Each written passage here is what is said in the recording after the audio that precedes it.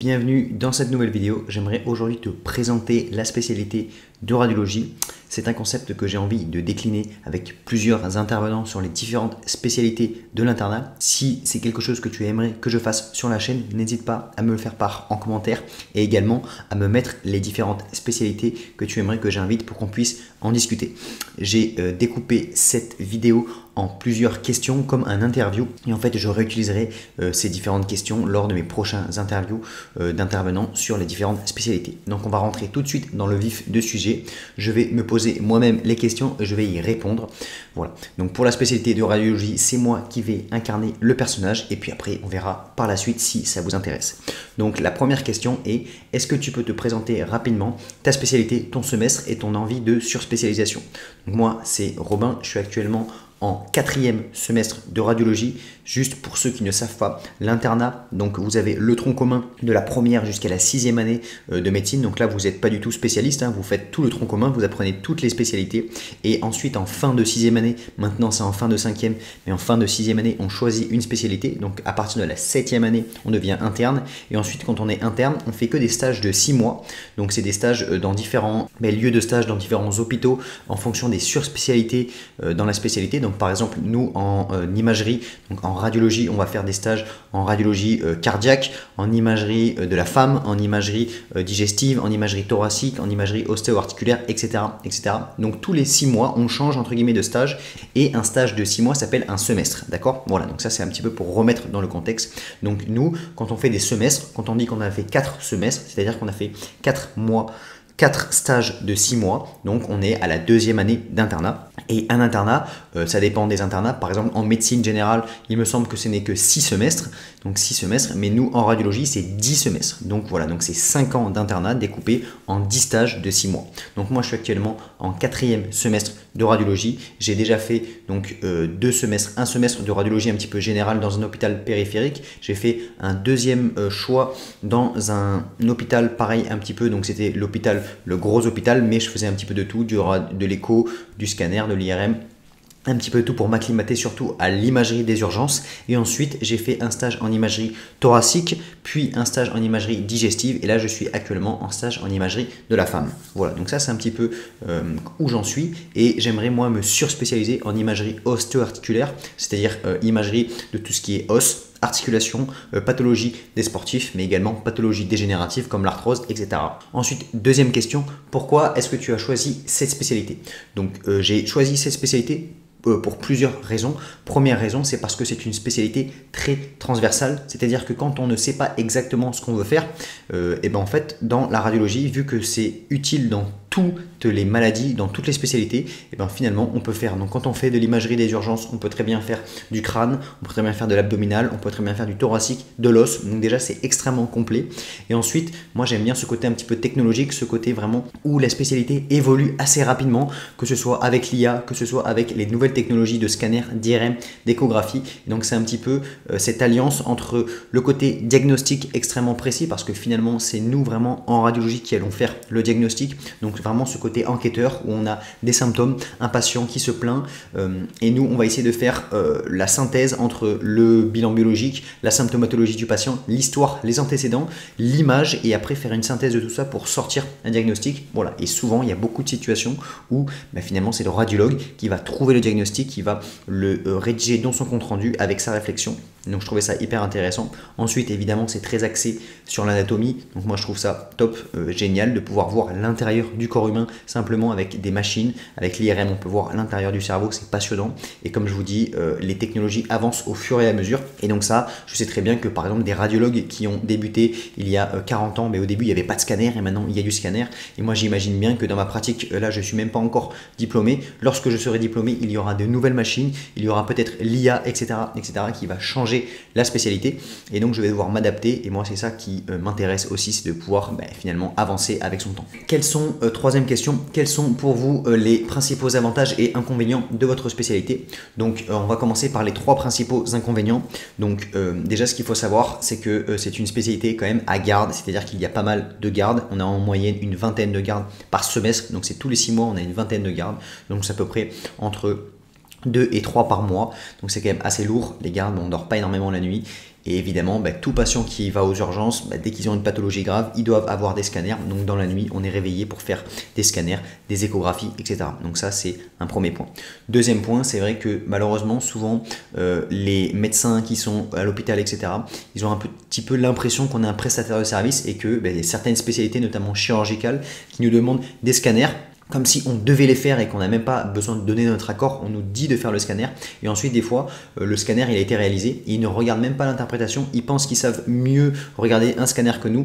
Et donc, des fois, on écrit des trucs en plus. Par exemple, un chirurgien orthopédique qui va demander un scanner du rachis ou un neurochirurgien qui va demander un scanner du rachis. Certes, il sait lire le scanner du rachis, mais il peut y avoir certaines choses sur le thorax, par exemple des nodules ou bien même des cancers. Et des fois, il y a des cas où les chirurgiens n'ont même pas regardé le compte-rendu et donc ils sont passés à côté de choses parce qu'ils ne lisent même pas notre compte-rendu. Donc ça, c'est vrai que des fois, c'est un petit peu pénible. Mais après, le dernier inconvénient, je pourrais dire que l'internat, finalement, il est quand même assez long, hein. C'est pas, il y a beaucoup de spécialités où c'est comme ça, mais c'est vrai que l'internat c'est assez long, c'est quand même 5 ans de plus que l'internat, donc ça c'est un petit point un petit peu pénible. Voilà, après ça dépend pas que de ma spécialité, ça c'est un petit peu mon point de vue personnel. Ensuite, au niveau des 3 principaux avantages, donc le premier c'est que c'est une spécialité dans laquelle on est extrêmement libre, c'est-à-dire que même en tant qu'interne, souvent on va être par exemple posté, nous dans mon hôpital on est posté sur une vacation, c'est-à-dire que par exemple voilà, on est sur le scanner et en fait on est sur notre ordinateur et on fait un petit peu ce qu'on veut, on travaille à notre rythme, on essaie de dicter le maximum de scanners, etc., etc. Mais on est beaucoup plus libre que certaines spécialités, notamment chirurgicales, où c'est vrai qu'on va dépendre vraiment du senior, on va vraiment dépendre des gens, des anesthésistes, du bloc, etc., etc. Et donc ça, moi je trouve que personnellement, c'est vraiment un gros avantage. Ensuite, deuxième avantage, c'est-à-dire que la courbe de progression, elle est quand même assez rapide. Il ne faut pas tomber non plus en pensant que c'est trop simple, mais c'est vrai que la courbe de progression est assez rapide dans le sens où au début, c'est vrai qu'on est un petit peu perdu, il y a beaucoup d'éléments qui arrivent, mais à partir d'un moment, on apprend assez rapidement et nous, au bout de 6 mois, on commence déjà à se débrouiller. On ne dit pas qu'on est capable de dicter un scanner tout seul, mais on se débrouille assez rapidement. Par exemple, à l'instar d'un chirurgien qui malheureusement, des fois, jusque tant qu'il n'a pas fini son internat, il n'est pas capable d'opérer tout seul. Alors que nous, au bout de 1 an, 2 ans, on est déjà capable de faire des vacations tout seul. Et donc ça, c'est vrai que c'est plutôt agréable. C'est plutôt agréable. Et le troisième avantage, ça vient avec le deuxième, c'est-à-dire que vu qu'il y a énormément de ressources en ligne, donc nous, on a beaucoup de ce qu'on appelle e-learning, c'est-à-dire des cours vidéo directement fait par les professeurs sur un site dédié. On peut apprendre énormément de choses. Pour ceux qui parlent anglais, sur internet, sur YouTube, il y a beaucoup de vidéos sur toutes les pathologies qui existent. Vous avez des sites d'anatomie, vous avez énormément de livres. Et donc si vous avez envie de progresser de votre côté, vous allez pouvoir progresser extrêmement rapidement. Et donc le travail personnel, en fait, il va directement se répercuter sur vos connaissances, tout simplement parce que vous allez être à l'hôpital et vous avez vu une pathologie, vous l'avez étudiée et elle est en scanner et vous allez pouvoir la décrire et être beaucoup plus à l'aise. Alors qu'évidemment, si vous êtes chirurgien, tant que vous ne vous entraînez pas sur un patient, c'est difficile de progresser. Donc voilà, ça je trouve que c'est un très bon avantage. Si vous avez envie d'être bon, si vous avez envie de vous investir, si vous avez envie de travailler, vous pouvez vraiment progresser rapidement et il y a énormément de ressources. Quatrième question, combien de gardes effectuez-vous en moyenne par semaine ou par mois? Donc je l'ai dit, la radiologie c'est quand même une spécialité à garde. On fait en moyenne 20 gardes par semestre. Donc en gros, vu que c'est 6 mois, on en fait à peu près 3 par mois. Voilà. Après, ça va dépendre de l'organisation. Des fois pendant 1 mois, on va pas en faire et des fois pendant 1 mois, on va en faire 5 ou 6. Donc ça va dépendre un petit peu de chaque semaine, de chaque mois. Cinquième question, pouvez-vous décrire une journée type dans votre spécialité? Donc, comme je vous ai dit, nous, dans la spécialité, souvent, on va être découpé par demi-journée, par vacation. Donc, ça peut être, par exemple, on va prendre deux journées classiques pour vous expliquer un petit peu. Donc, on va prendre, par exemple, le lundi. Le lundi matin, je vais être posté à l'IRM, donc imaginons en imagerie digestive, le matin, je vais être posté à l'IRM, donc j'arrive aux alentours de 8 h. J'arrive à 8 h. On va au début, donc souvent la vacation, c'est-à-dire qu'il y a une liste de patients qui doit passer et nous, la veille ou bien quand on arrive le matin, on doit protocoler, c'est-à-dire en imagerie, il faut dire exactement au manipulateur radio qu'est-ce qu'il doit faire comme séquence, comme protocole. Donc on doit protocoler la vacation et ensuite les manipulateurs radio, eux, vont faire les différents examens. Donc imaginons sur la matinée, il y a 10 examens ou 15 ou 20 examens. les manipulateurs radio vont faire tous les examens et nous, au fur et à mesure, on va dicter les examens. La plupart du temps, sur les IRM, évidemment, il y a un senior qui est avec nous. Donc nous, on dicte l'examen et le senior, une fois que nous avons dicté l'examen, il va le relire puis le valider. Voilà. Et au scanner, c'est pareil. Après, des fois, quand on est un petit peu plus vieux et qu'il y a des scanners assez simples, entre guillemets, les seniors ne relisent pas toujours les scanners. Mais voilà. Donc, on fait le matin, on dicte de 8h à midi ou midi et demi, par exemple, on fait notre vacation. Ensuite, entre midi et 2, donc de midi 30 à 13h30 ou de midi à 13h, on va aller manger, classique. Et après, l'après-midi, on va être sur une autre vacation. Donc des fois, il y a encore une vacation d'IRM l'après-midi, on peut refaire de l'IRM. Des fois, l'après-midi, ça va être une vacation de scanner, donc de scanner par exemple de patients hospitalisés. Donc ça, c'est par exemple des patients des différents services qui sont suivis pour des cancers, etc. Et donc nous, on doit réévaluer les cancers, etc. Mais ça peut être également, on peut être également posté au scanner des urgences. Donc là, il y a un scanner, nous, dans notre hôpital, qui est dédié aux urgences. Et donc, ce scanner, tous les patients des urgences qui ont besoin de scanner, eh ben, ils ont des demandes, nous on va les accepter et ensuite ils sont montés au scanner pour passer les scanners. Et également les patients hospitalisés qui peuvent par exemple avoir des complications, qui peuvent, un patient qui est hospitalisé qui chute, qui tombe sur la tête, et bien, il va falloir un scanner cérébral. S'il y a un patient par exemple qui a une pancréatite et qui va se compliquer, il va falloir refaire un scanner. Donc au scanner des urgences, on va faire tout ce qui est activité en urgence. Et donc ça, l'après-midi, souvent c'est de 13h jusqu'à 18h30 à peu près, tout simplement parce qu'après à 18h30 il y a la relève, il y a la garde qui va venir pour le scanner des urgences. Donc si vous êtes au scanner des urgences, à 18h30 il va y avoir les personnes de la garde qui vont travailler de 18h30 à 8h le lendemain matin. Ça c'est pour la garde. Après, si on est par exemple sur l'IRM ou bien sur le scanner des patients hospitalisés, là c'est pas le même scanner et donc les patients les gens de la garde ne viennent pas récupérer votre scanner, donc il va falloir terminer la vacation. Des fois certaines spécialités ça peut terminer un petit peu plus tôt, vers 17-18h. Des fois, il y a des programmes qui sont un petit peu chargés, on peut finir vers 18-19h. 20h, c'est quand même assez rare. Voilà. Donc les journées types, c'est un petit peu ça. Vacation, des fois, ça peut être scanner le matin, IRM l'après-midi. Ça peut être échographie le matin, IRM l'après-midi. Échographie, puis scanner des urgences, etc. Voilà, donc ça c'est un petit peu la journée type. Les horaires, c'est à peu près 8h du matin, 18h, 18h30, ça c'est les horaires en CHU. Après, nous avons des demi-journées, entre 1 et 2 par semaine en fonction de la possibilité des internes. Donc on a 1 à demi-journée de formation, c'est-à-dire qu'on n'est pas posté, on n'est pas à l'hôpital. Et après nous, vu qu'en radiologie, on a tout ce qui est e-learnings, on peut travailler nos e-learnings directement sur l'ordinateur. Et après, voilà, des fois, on a envie aussi un petit peu de profiter, de faire du sport, etc. Mais souvent, on a entre 1 et 2 demi-journées pour pouvoir travailler ses cours et aussi profiter un petit peu du reste. Question 6, comment décrivez-vous la dynamique d'équipe avec vos co-internes et vos supérieurs? Donc c'est vrai qu'en radiologie, il y a une bonne ambiance entre internes, tout simplement parce que souvent les chefs n'ont pas toujours le temps d'être derrière nous, c'est-à-dire que après ça va dépendre des différentes villes, mais dans la ville où je suis, on n'a pas toujours le temps d'être supervisé par un chef. Donc quand on a des questions, etc., évidemment on va les voir, mais les plus jeunes, c'est surtout le compagnonnage, c'est vraiment les plus vieux internes qui vont apprendre aux plus jeunes internes, et donc c'est vrai qu'il y a une bonne ambiance entre les internes. Après ça va dépendre des stages, il y a des stages où il va y avoir très peu d'internes, 1 voire 2 internes, donc c'est vrai que des fois on est seul interne dans des hôpitaux périphériques, ça c'est un petit peu dommage. Après dans des gros hôpitaux, nous on est une 10-15aine d'internes, donc ça c'est vrai que c'est assez agréable, il y a une bonne ambiance. Il faut réussir aussi à bien s'équilibrer les tâches, mais si c'est bien équilibré, etc., il y a une bonne ambiance, donc ça c'est plutôt cool. Et après au niveau des supérieurs, c'est pareil, ils sont souvent disponibles dès qu'il y a besoin de poser des questions, etc. On peut aller demander à quelqu'un et c'est vrai qu'il est sur l'ordinateur et il peut directement regarder le scanner sur lequel on a une question, il nous donne un avis et nous après on retourne sur notre ordinateur pour écrire un petit peu ce qu'il nous a dit pour pouvoir avoir un compte rendu qui est plus pertinent. Question 7, comment la diversité des stages, la diversité des stages disponibles dans votre spécialité. Donc c'est vrai que en radiologie il y a beaucoup de stages. Alors après ça va dépendre des villes, il y a certaines villes qui sont plus à thème entre guillemets, c'est-à-dire que dans des grosses villes, là où je suis, c'est vrai qu'il y a quasiment toutes les spécialités qui sont disponibles. Il y a des villes où il va y avoir moins de spécialités disponibles.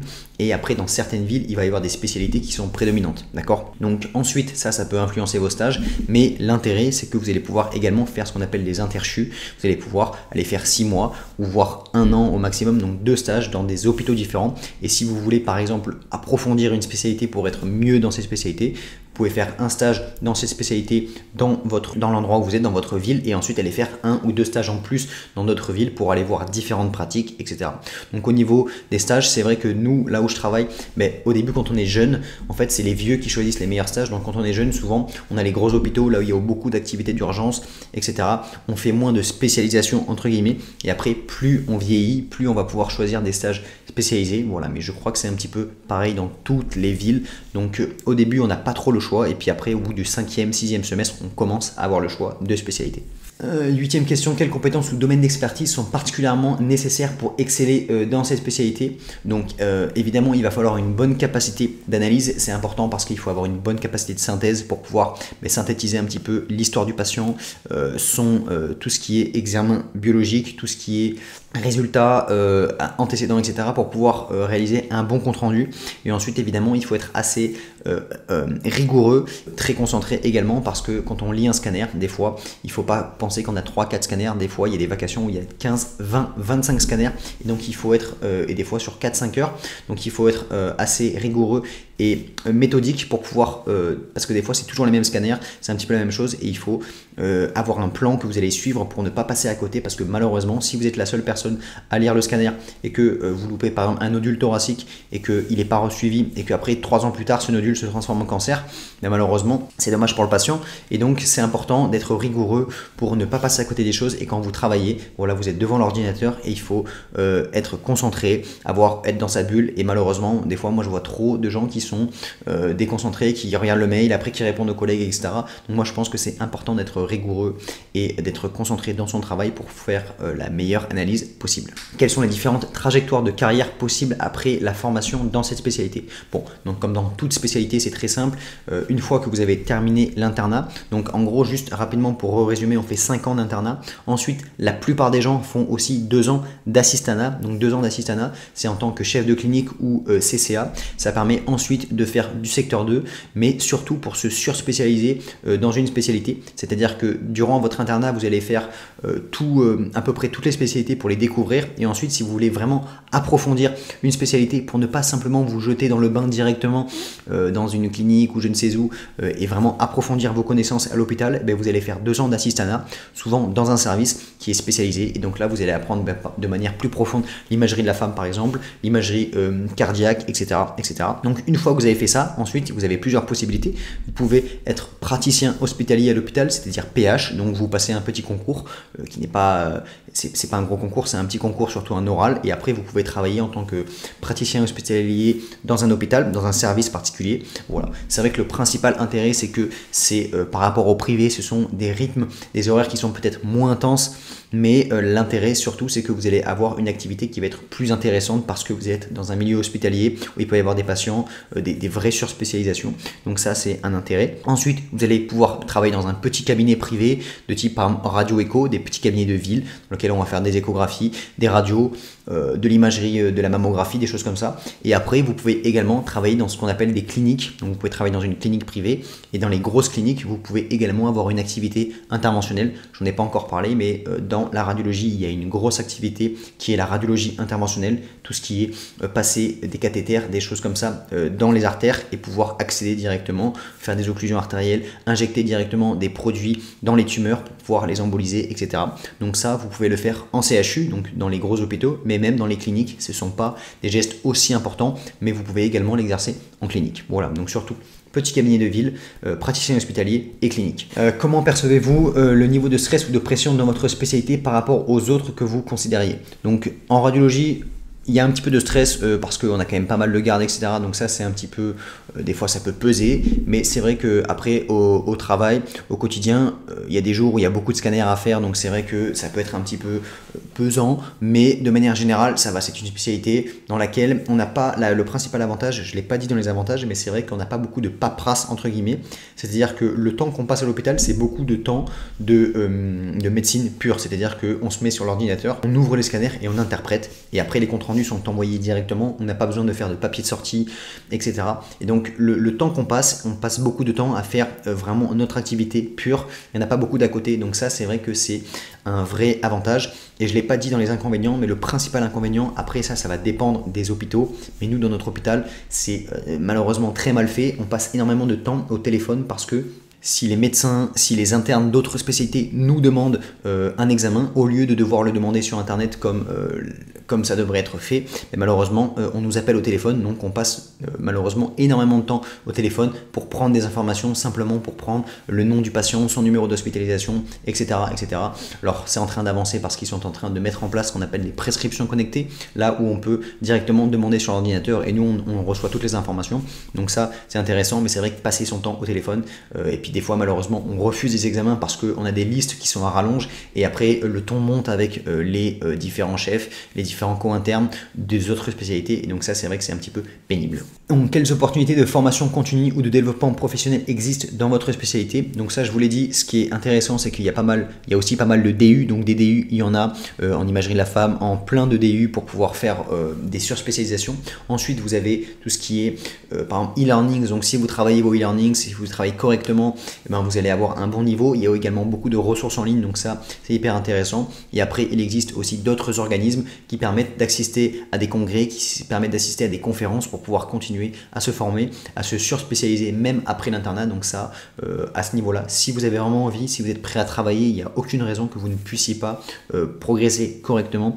Et comme je vous ai dit, le principal intérêt, c'est que dès que vous allez travailler, ça va se mettre en place rapidement dans votre pratique parce que c'est très parlant. Comment cette spécialité influence-t-elle votre vie personnelle et votre temps libre? Donc c'est vrai que, alors ça dépend des villes, il y a des villes où c'est plus ou moins tranquille. Nous, là où je suis, c'est vrai que la spécialité est quand même entre guillemets assez prenante, mais on a quand même une ou deux demi-journées par semaine de temps libre, donc pour pouvoir travailler, pour pouvoir profiter de ce temps libre. Donc ça, c'est quand même assez agréable. C'est pas comme certaines spécialités comme la neurochirurgie ou bien la cardiologie où ils peuvent finir à 20h, 21h. Nous, on finit rarement après 19h, donc ça permet le temps de rentrer chez soi, de manger, de faire un petit peu de sport. Donc ça, entre guillemets, c'est pas la médecine travail non plus, c'est pas à l'autre extrême la cardiologie. Donc c'est une spécialité entre les deux qui nous permet d'avoir quand même du temps libre pour soi. Après, c'est vrai que quand vous avez des gardes le vendredi et le dimanche, le week-end, il est un petit peu mort. Mais de manière générale, c'est une spécialité entre les deux qui permet d'avoir quand même une vie professionnelle et une vie finalement libre pour soi. Quel conseil donneriez-vous à un étudiant qui envisage de choisir cette spécialité? Donc ce qu'il faut quand même savoir, c'est que c'est une spécialité dans laquelle, entre guillemets, quand on est au scanner, etc., c'est pas du tout la même relation avec le patient que peut avoir un médecin classique, un médecin de spécialité vraiment médicale. Donc ça, c'est quand même un élément à prendre en compte. On est plus sur le côté technique, mais c'est vrai que c'est quand même hyper intéressant de pouvoir aller profondément dans le diagnostic, et si vraiment vous travaillez correctement vos cours, etc., vous pouvez être vraiment pertinent. Et ça, pour moi, c'est un élément extrêmement important, c'est un élément qui m'a attiré et je me suis dit voilà, j'ai envie de travailler correctement pour pouvoir être bon globalement sur toute la spécialité, me surspécialiser pour vraiment apporter une vraie valeur ajoutée. Et donc ça, c'est quelque chose à considérer. Il y a beaucoup de gens qui peuvent parler de l'intelligence artificielle qui sont des fois un petit peu effrayés. Moi aussi, j'ai beaucoup de questions sur ces gens-là. Ce qu'il faut quand même comprendre, c'est que il y a quand même beaucoup d'enjeux, entre guillemets, déjà en termes de responsabilité. C'est pas demain où l'IA va totalement remplacer le radiologue pour pouvoir finalement prendre la responsabilité de dire voici, il y a un cancer à cet endroit-là. Il faut toujours qu'il y ait un œil dessus. Donc moi, je pense que peut-être qu'à l'avenir, entre guillemets, il peut y avoir des algorithmes qui sont très puissants et qui peuvent faire, entre guillemets, comme la biologie médicale, où vraiment vous avez l'examen, l'IA qui va faire un énorme travail, mais lorsqu'il y a des anomalies, lorsqu'il y a des choses un petit peu aberrantes, etc., il y aura toujours l'œil du radiologue qui va regarder, qui va porter la responsabilité d'accepter ou non les décisions. Donc voilà, moi je pense qu'en termes d'IA, ça va surtout améliorer la qualité et la rapidité du travail du radiologue. Et voilà, après il faut savoir que c'est une spécialité assez anatomique qui demande, il y a quand même beaucoup de choses à savoir, donc il y a du travail personnel à donner. C'est pas une spécialité qui peut se prendre à la légère, mais aussi ce qui est très intéressant, c'est que les conditions de travail sont quand même très agréables, hein.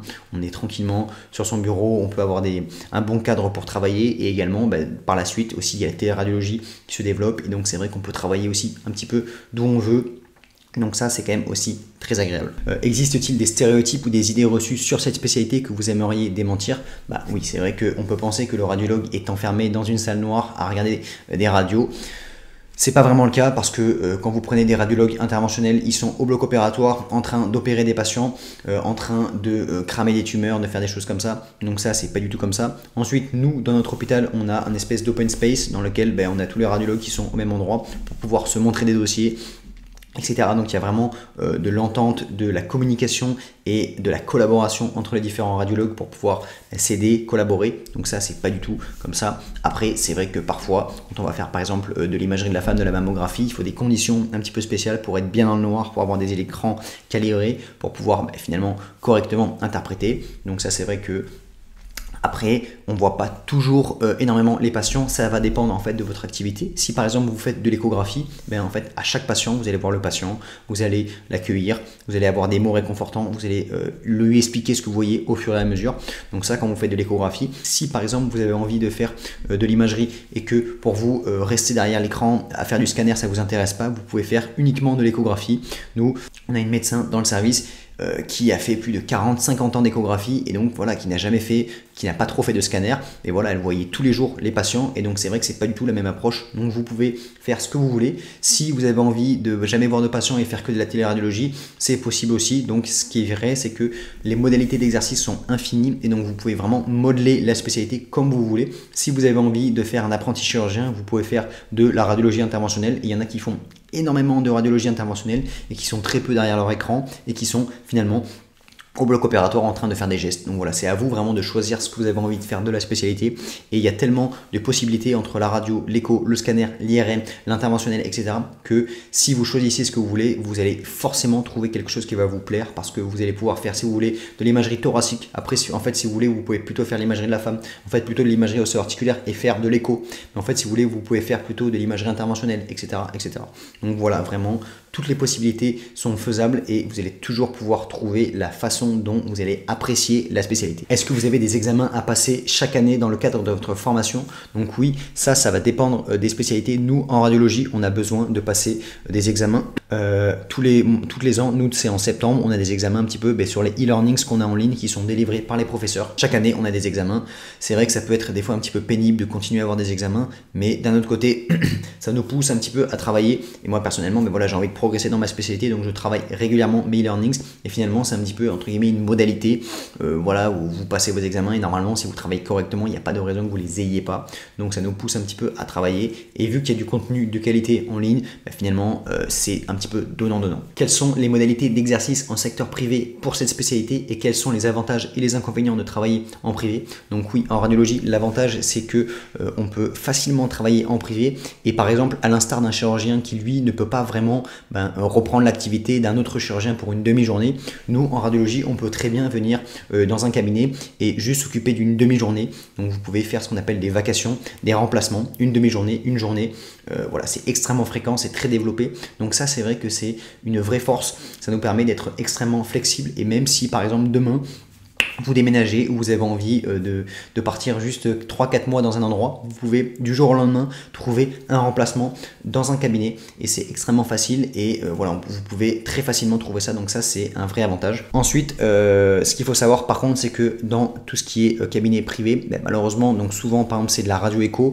donc le rythme est quand même assez intense parce que vous avez 15 échographies plus des radios qui tournent en même temps, donc vous allez devoir dicter, faire les échographies et en même temps dicter les radios, donc le rythme est quand même assez intense. Et souvent, c'est vrai qu'il y a beaucoup de prescriptions, ce sont des examens qui sont pas très passionnants, ce sont des examens qui sont moins passionnants qu'à l'hôpital, au CHU. Donc c'est vrai que les médecins radiologues qui travaillent dans le privé disent quand même que c'est une activité qui est moins stimulante qu'en CHU. Donc c'est pour ça parfois qu'il y a des médecins qui vont faire par exemple un mi-temps à l'hôpital pour avoir une activité intellectuelle passionnante, puis après avoir aussi une part d'activité dans le privé pour faire également un petit peu plus d'argent. Voilà, donc ça c'est vrai que c'est modulable, ça c'est intéressant, et chacun y trouve son compte. Comment voyez-vous l'évolution de votre spécialité dans les années à venir? Nouveaux traitements, avancées technologiques. Bon, évidemment, je l'ai déjà décrit plus haut, mais c'est vrai qu'en radiologie, il y a énormément de gens qui parlent de l'intelligence artificielle. Moi, je suis persuadé que ça va se développer évidemment énormément, qu'il va y avoir des algorithmes qui vont être de plus en plus puissants. Là, à l'heure actuelle, entre guillemets, l'IA n'est pas très implantée dans la pratique. C'est surtout des petits outils qui vont nous permettre, par exemple, de détecter des fractures, de détecter des petits saignements intracrâniens, de détecter des embolies pulmonaires. Donc ce sont des petites aides, mais je pense que d'ici 5-10 ans, il y aura des gros algorithmes qui vont prendre les scanners en entier et qui vont vraiment les interpréter, les analyser. Et après, il y aura un travail différent du radiologue. Donc je pense que le radiologue aura un travail qui va être modifié, c'est sûr et certain. Après, supprimer, de mon avis personnel, je ne pense pas. Et ensuite, je pense qu'il y aura également peut-être des nouvelles modalités d'imagerie. Là, actuellement, les grandes modalités, ça va être l'échographie, la radiographie, le scanner et l'IRM. Je pense que dans le futur, déjà tout ce qui va être scanner, ça va se développer de plus en plus. Il va y avoir des scanners qui vont être plus petits et low dose, ce qui va permettre de supprimer, entre guillemets, peut-être dans le futur, la radiographie. Donc c'est vrai que la radio, on voit qu'en 2D et en scanner c'est beaucoup plus simple de voir, on peut faire des reconstructions, on peut voir dans tous les plans et je pense que de plus en plus il va y avoir une suppression de la radio pour le scanner, voilà. Mais c'est vrai que c'est une plus-value pour le patient parce que en fait on voit mieux les choses, etc. Donc il va falloir s'adapter parce que c'est vrai que si on ne s'adapte pas, et finalement voilà, on va finir comme le radiologue qui n'a jamais fait de scanner et qui est passé à côté d'une grande part de sa spécialité. Voilà. Et dernière question, si c'était à refaire, est-ce que je ferais le même choix? Personnellement oui, parce que on peut faire énormément de choses dans ces spécialités, on peut choisir une surspécialité qui nous plaît, les modalités d'exercice sont infinies et les modalités d'exercice sont surtout très agréables. On peut travailler facilement dans le privé, on peut faire facilement des remplacements. Si on a envie de faire de la téléradiologie, on peut faire de la téléradiologie. Donc ça, c'est extrêmement agréable. C'est vrai que l'internat n'est pas toujours représentatif de ce que nous allons faire plus tard pour ceux qui vont travailler dans le privé, par exemple. Mais c'est vrai que quand on est interne, souvent, à partir de la moitié de l'internat, on peut faire des remplacements dans le privé et donc on peut commencer à se faire une idée de l'activité plus tard dans le privé. Voilà, donc c'est important. Il faut aussi faire un petit peu attention dans cette spécialité parce que de plus en plus, il y a une tentative de financiarisation des grands groupes, des gens qui ont de l'argent, ils veulent racheter les cabinets. Ce ne sont pas des radiologues, ils veulent simplement racheter les cabinets. Donc voilà, c'est un petit peu quelque chose sur lequel il faut faire attention. Il y a une grosse mobilisation des radiologues pour les empêcher, pour vraiment sensibiliser les entre guillemets vieux radiologues de se faire racheter parce que malheureusement en fait les grands groupes vont donner des grosses sommes pour pouvoir racheter les cabinets et après ça va terminer comme les laboratoires d'analyse biologique avec simplement des chaînes et donc voilà, ce sont des médecins. Le principal problème en fait c'est que ça va être des médecins donc des laborantins, d'accord, des biologistes médicaux, qui sont simplement salariés des grosses boîtes et donc ces grosses boîtes ne sont pas des radiologues, ce sont simplement des financiers qui ont de gros moyens et qui peuvent s'implanter très facilement et prendre des biologistes comme salariés et malheureusement voilà, ça va décliner un petit peu la spécialité et donc on aimerait en radiologie que ça ne devienne pas comme ça, donc c'est pour ça qu'il y a une grosse mobilisation des différents radiologues pour ne pas céder les cabinets aux grands groupes et pour essayer de vraiment rester soudés pour garder cette authenticité. Voilà, j'espère que la présentation de cette spécialité vous aura plu. Si vous avez d'autres suggestions de questions que je n'ai pas abordées, par exemple, n'hésitez pas à me les faire part en commentaire. J'essaierai de les rajouter dans les différentes interviews. Comme je vous ai dit, si vous voulez d'autres interviews sur d'autres spécialités, n'hésitez pas à me faire part de vos retours. Voilà, n'hésitez pas à vous abonner si vous voulez d'autres contenus sur les études de médecine, sur l'internat, sur les différentes spécialités, sur des astuces de mémorisation, de méthodologie. Moi, je vous souhaite de bonnes révisions et je vous dis à la prochaine. Ciao!